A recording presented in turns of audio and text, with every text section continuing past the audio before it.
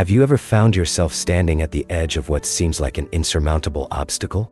Those moments when life's storms rage so fiercely that hope becomes a distant memory.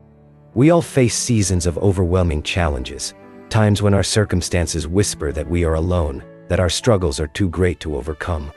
My friend, if that's where you find yourself today, I want to share a message that has resonated through the centuries. Don't lose hope. God is with you. Throughout Scripture, we encounter ordinary people who faced extraordinary trials.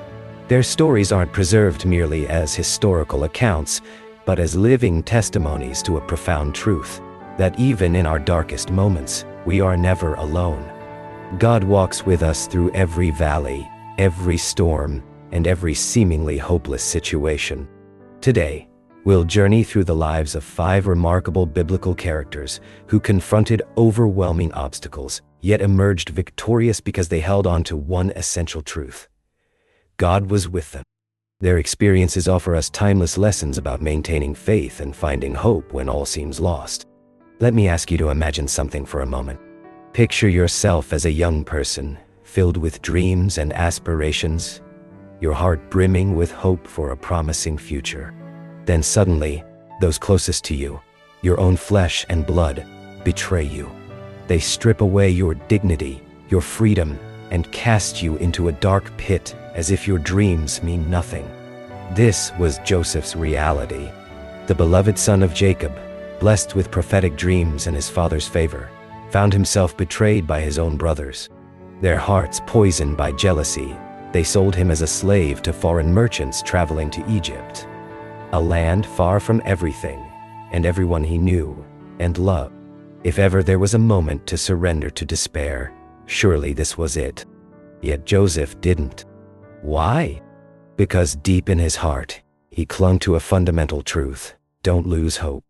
God is with you. Genesis 39:2 tells us, "The Lord was with Joseph, and he became a successful man." Even in slavery, Joseph didn't collapse under the weight of bitterness or resentment. He didn't allow the injustice of his circumstances to define his attitude or his actions. Instead, he kept his faith intact and worked diligently in the house of Potiphar, his Egyptian master. The Lord's favor rested upon him, and everything he touched prospered. But Joseph's trials weren't over. Just when things seemed to be looking up, another devastating storm crashed into his life. Falsely accused of a crime he didn't commit, Joseph was thrown into prison. Consider the compounding injustice: first betrayal by his brothers, then false accusations despite his integrity. In that cold, dark cell, surrounded by criminals and forgotten by the outside world, Joseph could have finally surrendered to despair. Yet even there, in what must have felt like his lowest point, Joseph continued to trust in God's presence. The scriptures tell us that the Lord was with Joseph and showed him steadfast love and gave him favor in the sight of the keeper of the prison. Even in that place of confinement, Joseph's remarkable character shone through. He interpreted dreams for fellow prisoners, including Pharaoh's cupbearer and baker, unknowingly planting seeds for his future deliverance. Years passed, long, silent years that must have tested Joseph's faith in countless ways. But those years weren't wasted. God was working behind the scenes, preparing Joseph for a purpose greater than he could have imagined. Eventually, through a series of divine appointments, Joseph was summoned to interpret Pharaoh's troubling dreams.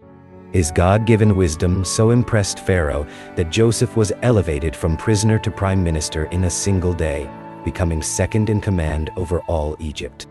In this position of tremendous influence and authority, Joseph implemented a strategy that saved not only Egypt, but surrounding nations from a devastating 7-year famine. And in a divine twist that only God could orchestrate, Joseph's brothers, the very ones who had betrayed him years before, came to Egypt seeking food. The moment of reckoning had arrived. Joseph could have used his power for revenge. No one would have blamed him.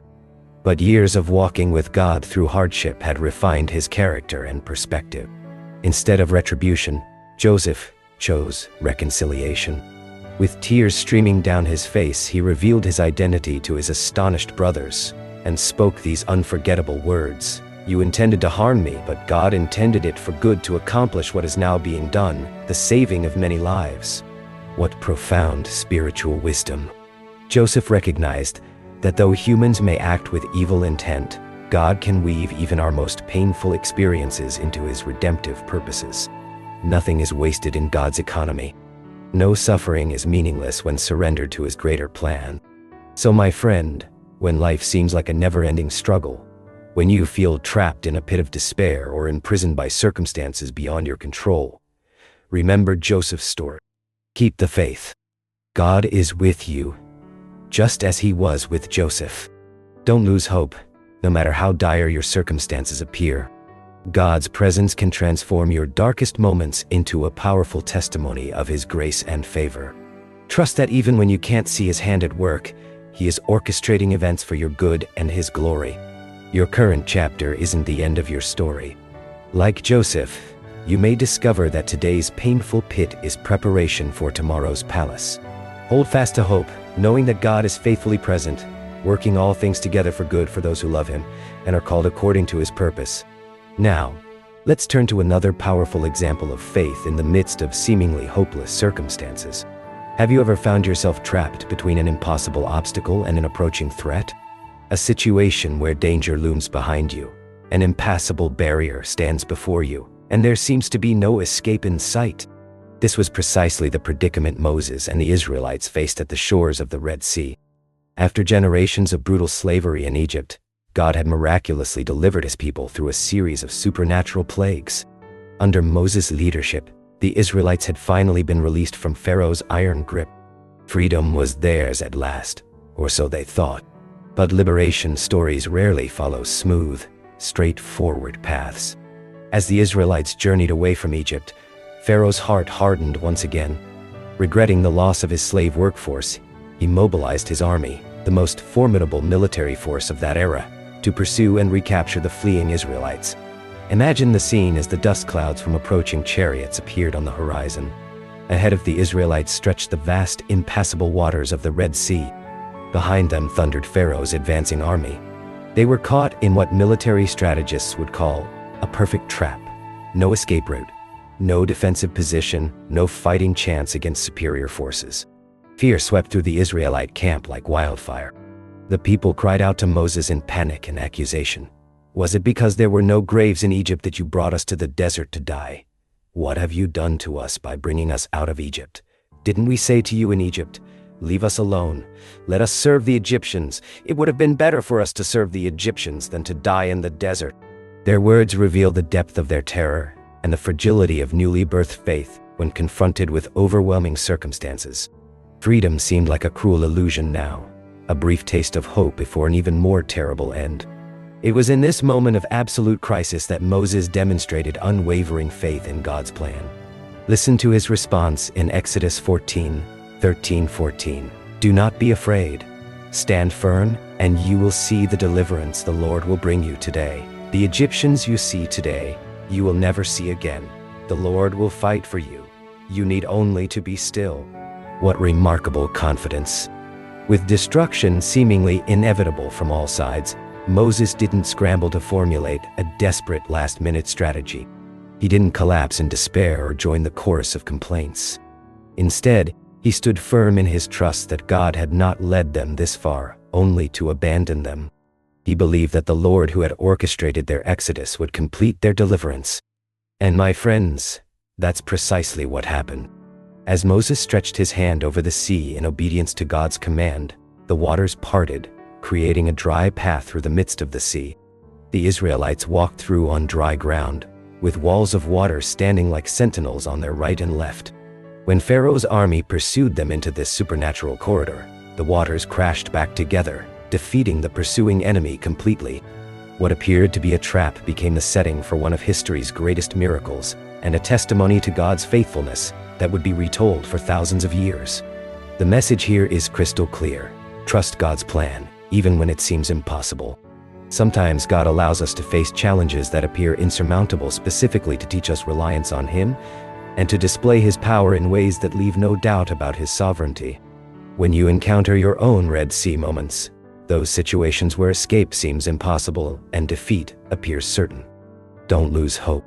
He may be working out a miracle beyond your imagination, just as he did for Moses and the Israelites. The God who parts seas and defeats armies is the same God who walks with you through your challenges today. He specializes in making ways where there seem to be no ways. His solutions often defy human logic and exceed our limited expectations. So, my friend, when life presents you with seemingly impassable barriers, when you feel trapped and hopeless, trust in God's plan. Keep your faith. Stand firm and be patient, for in His perfect timing, He will make a way where there seems to be no way. Your Red Sea may actually be an opportunity for God to display His incredible power and love in your life in ways you've never before experienced. Our third biblical example takes us from vast seas to a battlefield where a young shepherd faced a giant warrior who had terrorized an entire army. Have you ever confronted a challenge so intimidating, so overwhelming in its size and scope, that victory seemed utterly impossible? A giant in your life that cast a long, dark shadow over your dreams and hopes.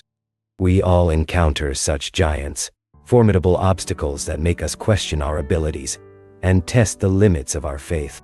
For the Israelites serving in King Saul's army, that giant had a name: Goliath. The biblical account describes Goliath in impressive detail. Standing over 9 feet tall, clad in bronze armor weighing more than 125 pounds, wielding a spear with an iron point weighing 15 pounds. He was the ancient equivalent of a military tank. For 40 days, this Philistine champion had taunted the Israelite army, challenging them to send out a representative for one-on-one combat to decide the battle's outcome. No Israelite soldier dared to accept his challenge. Fear gripped their hearts, and they retreated each time Goliath approached. Enter David, not a trained soldier, but a simple shepherd boy who tended his father's sheep in the fields of Bethlehem. When David arrived at the battlefront to bring provisions to his older brothers, he was astonished by what he witnessed. How could the army of the living God cower before this uncircumcised Philistine? How could they allow God's name to be dishonored by this pagan warrior's taunts? What's remarkable about David's response is not merely his courage, but his perspective. Where others saw an invincible opponent, David saw an opportunity for God to display His power. Where the soldiers fixated on Goliath's intimidating size and weaponry, David focused on the limitless strength of the God he served. When King Saul finally granted David permission to face Goliath, he offered the young shepherd his own royal armor and sword. But David refused these conventional weapons, opting instead for his shepherd's staff and sling, tools familiar to him from protecting his sheep from lions and bears in the wilderness. David's declaration to Goliath reveals the source of his confidence. You come against me with sword and spear and javelin, but I come against you in the name of the Lord Almighty, the God of the armies of Israel, whom you have defied. This day the Lord will deliver you into my hands, and I'll strike you down and cut off your head. All those gathered here will know that it is not by sword or spear that the Lord saves, for the battle is the Lord's, and He will give Ali into our hands. With unwavering faith and remarkable skill born from years of protecting his flock, David hurled a single stone with his sling. The stone struck Goliath on the forehead, bringing the mighty warrior crashing to the ground. Using Goliath's own sword, David then cut off the giant's head, fulfilling his bold declaration and securing victory for Israel. This timeless story teaches us that no matter how small or ill-equipped we may feel, we can conquer the giants in our lives with God on our side. David's victory wasn't about his own strength or ability. It was about his unwavering faith in God's power and his willingness to step forward when others retreated in fear. So, my friends, when you face your own giants, whether they be fear, doubt, addiction, illness, financial crisis, broken relationships, or overwhelming challenges, remember David's example. Keep the faith and trust in God's power. In those moments when your circumstances seem insurmountable, declare with conviction, I come against you in the name of the Lord Almighty. Don't underestimate the power of faith and the assurance that God is with you. Don't lose hope. With God as your strength, you can conquer the giants in your life. Just as David's faith triumphed over Goliath, Your unwavering trust in God can lead you to victory in situations where defeat seems certain by human standards. David's story reminds us that the size of our faith matters more than the size of our problems. When you face your giants with faith in God's ability rather than fear of the obstacle's magnitude, you position yourself to experience God's delivering power. The battle belongs to the Lord. This was true in David's day, and it remains true in yours. So, take courage, dear friend. With faith in your heart, step forward to conquer your giants, knowing that God is with you every step of the way. He will not fail you or forsake you. The same God who empowered a shepherd boy to defeat a seasoned warrior stands ready to fight your battles today. Now let's turn to one of Scripture's most profound examples of maintaining faith through suffering, the story of Job. Have you ever experienced a season of life so filled with suffering and loss that you questioned the fairness of it all? Have you wondered why God would allow such pain in the life of someone trying to follow him faithfully? Job, a righteous man described in the Bible as blameless and upright, experienced suffering on a scale that's difficult to comprehend. His story begins with a celestial scene, Satan challenging God about Job's motives for his faithfulness. Does Job fear God for nothing? Satan asked, suggesting that Job's devotion was merely a response to God's blessings and protection. With God's permission, though within divinely established limits, Satan was allowed to test Job's faith through suffering. What followed was a tsunami of catastrophic losses that would have broken most people. In rapid succession, Job lost his wealth, his servants, and most devastatingly, all 10 of his children when a powerful wind collapsed the house where they were gathered. Shortly afterward, Job was afflicted with painful sores that covered his entire body from head to foot. In a matter of days, Job went from being a prosperous, respected community leader surrounded by a loving family to sitting among ashes, scraping his sores with a piece of broken pottery and mourning unimaginable losses. His suffering was so severe that his own wife advised him to curse God and die. Adding to Job's anguish was the arrival of 3 friends who, after sitting silently with him for 7 days, began offering explanations for his suffering, most of which suggested that Job must have committed some grievous sin to deserve such punishment. Their well-intentioned but misguided counsel only deepened Job's pain as he maintained his integrity while searching for meaning in his suffering. Throughout this agonizing ordeal, Job maintained his faith in God. Yes, he questioned. Yes, he lamented. Yes, he even demanded an audience with God to understand why these calamities had befallen him. But through it all, he refused to reject God or abandon his faith. In one of the most powerful declarations of faith amid suffering ever expressed, Job proclaimed in chapter 13 verse 15, "Though he slay me, yet will I hope in him." And again in chapter 19 verses 25-27, he affirmed, "I know that my Redeemer lives, and that in the end he will stand on the earth. And after my skin has been destroyed, yet in my flesh I will see God. I myself will see him with my own eyes, I and not another.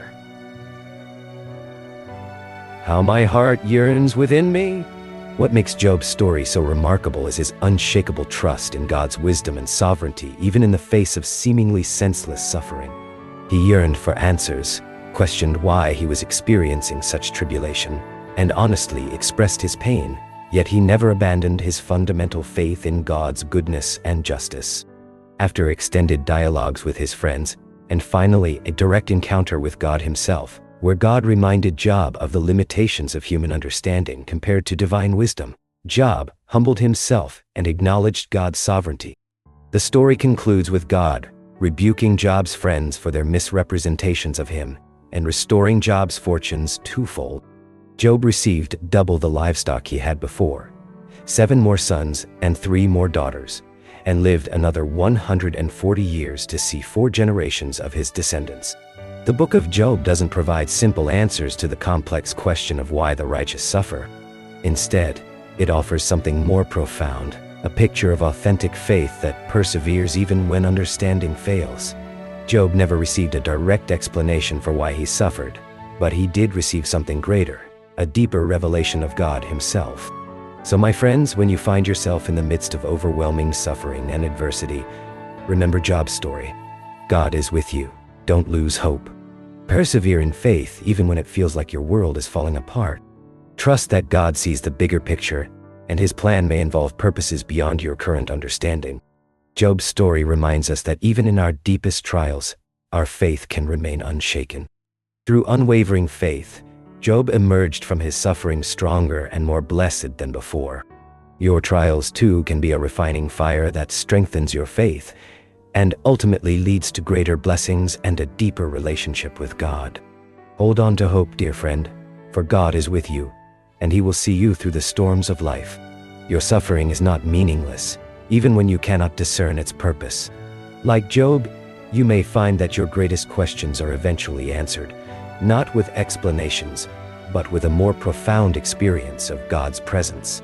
Now, in our journey through these lessons of faith and hope, we've explored the stories of individuals who faced incredible challenges and found strength in their faith in God. But no message about hope would be complete without turning our attention to the ultimate source of hope and inspiration, Jesus Christ. Jesus, the Son of God, came into this world as the very embodiment of hope and redemption. His life, teachings, death, and resurrection powerfully demonstrate the message that has been our theme throughout. God is with you. Don't lose hope. The very name given to Jesus before his birth captures this truth, Emmanuel, which means God with us. In Jesus, God didn't merely send a message of hope. He became hope incarnate, walking among us, experiencing our joys and sorrows, demonstrating through his presence that we are never alone in our struggles. Throughout his earthly ministry, Jesus encountered people who were broken, marginalized, and in despair. He touched lepers whom society had abandoned. He restored dignity to women whom culture had disgraced. He welcomed children whom others dismissed as unimportant. He healed the sick, comforted the grieving, and offered hope to the hopeless. To the paralyzed man, Jesus offered not just physical healing but the deeper healing of forgiveness. To the woman caught in adultery and facing execution, he extended mercy and a second chance.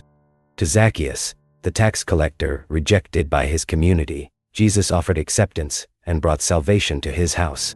To the thief dying beside him on a cross, Jesus promised paradise.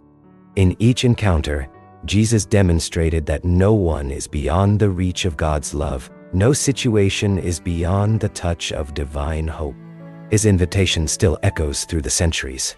Come to me, all you who are weary and burdened, and I will give you rest. Matthew 11:28. Perhaps the most profound example of Jesus' message of hope is found in his crucifixion and resurrection. As Jesus hung on the cross, beaten, mocked, and seemingly defeated, it appeared that darkness had triumphed over light, that evil had overcome good, that death would have the final word. His followers were devastated, their hopes crushed, their future uncertain.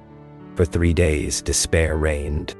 The disciples hid behind locked doors, fearing for their lives and mourning their shattered dreams. All seemed lost. But then came the morning that changed everything. Resurrection morning. The stone was rolled away, the tomb was empty, and Jesus appeared alive to his followers. Death could not hold him. The grave could not contain him. Sin and Satan could not defeat him. In that moment of glorious victory, Jesus transformed the cross from a symbol of shame and defeat into an eternal emblem of hope and salvation. The resurrection of Jesus Christ stands as the foundation of Christian hope. It is God's definitive declaration that life triumphs over death, that love is stronger than hate, that forgiveness overcomes sin, and that hope outlasts despair. Because Jesus lives, we can face tomorrow with confidence, no matter how dark today may seem. Jesus' teachings throughout his ministry emphasized the importance of faith, love, and forgiveness. He instructed us to love our neighbors as ourselves, to forgive those who wrong us, and to trust in God's provision. These principles provide not just moral guidelines, but a roadmap for finding hope and purpose in our lives. When faced with challenges, remember Jesus' example in the Garden of Gethsemane. Facing the horror of crucifixion, he prayed, "Father, if you are willing, take this cup from me. Yet not my will, but yours be done." Even in his moment of greatest anguish, Jesus surrendered to the Father's plan, trusting that purpose would emerge from pain, that resurrection would follow crucifixion. My friends, Jesus is the embodiment of hope, the light that shines in our darkest hours. His life, death, and resurrection remind us that there is always hope, even when circumstances seem dire. Keep your faith in him, follow his teachings, and know that his love and grace are unchanging. With Jesus as our ultimate hope, we can face any challenge knowing that he is with us every step of the way. As he promised just before ascending to heaven, "And surely I am with you always, to the very end of the age." Matthew 28:20.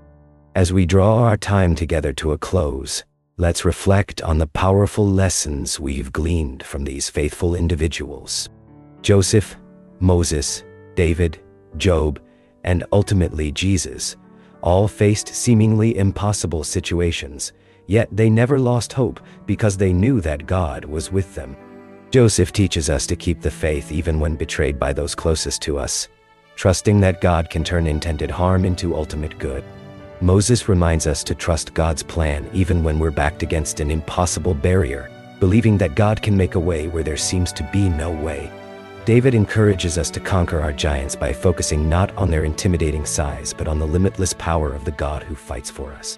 Job demonstrates that we can maintain our integrity and faith even through devastating loss and suffering, trusting in God's sovereignty when we cannot trace his hand. And Jesus, our ultimate example, shows us through his life, death, and resurrection that hope always has the final word. That light overcomes darkness, that life triumphs over death, and that love conquers all. I encourage you today, whatever you may be facing, to carry this message in your heart. Don't lose hope. God is with you. You are not alone in your struggles. The same God who walked with Joseph through slavery and imprisonment, who parted the Red Sea for Moses, who gave David victory over Goliath, who restored Job's fortunes, and who raised Jesus from the dead. That same God walks with you today. Keep the faith. Trust God's plan. Conquer your giants. Find strength in solitude. And fix your eyes on Jesus, the ultimate source of hope. With God by your side, there is always hope. Not just a wishful, uncertain optimism, but a confident expectation based on the character and promises of a faithful God who loves you more than you can imagine. May the God of hope fill you with all joy and peace as you trust in him, so that you may overflow with hope by the power of the Holy Spirit. May you know his presence in your darkest valleys and your highest mountains. And may you become a bearer of hope to others who are walking through their own storms. Remember, dear friend, don't lose hope. God is with you. And because he is with you, no night is too long, no pain is too great, and no challenge is too difficult to overcome. May his peace that surpasses all understanding guard your heart and mind in Christ Jesus, today and always.